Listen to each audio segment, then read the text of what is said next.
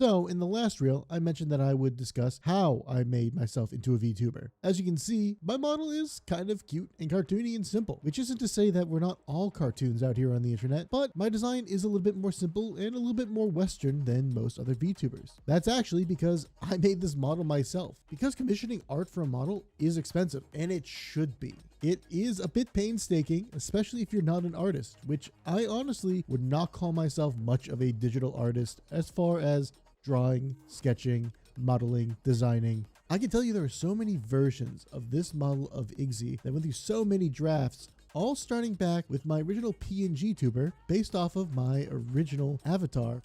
I gotta tell you, the hardest part of making your VTuber model is remembering and learning to actually make layers for every part and every half a part. If you are a talented artist or even a competent artist, it can still very easily take you at least a month to make your model. But I highly recommend it if you have the patience and the wherewithal to do it, because you understand the parts and the work that goes into it and respect the art even more, because you need each part to be able to move independently. On top of teaching myself to do the art was then to properly make them animate using Live 2D. I learned that through a mix of many different YouTube channels. Now, I could talk a lot about videos to teach you how to rig, and honestly, I think just about anyone will get you started and get you learning. But some of the ones that I think have inspired me the most are Spats, Box, and Cilia. The last one is probably the most well known right now for their work on Saba. Now, I do still want to pay an artist to do the redesign for Igzy 3.0.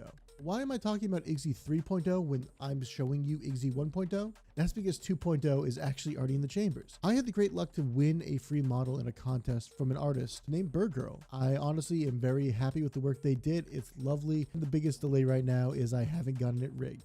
But that's how my model came to be and how Igzy 2.0 is on the way. If you have any questions about the art or rigging of a model, even at the rudimentary level that I am, please ask. I'm glad to share those resources. I just don't think there's enough time or space in a short form video like this to do it.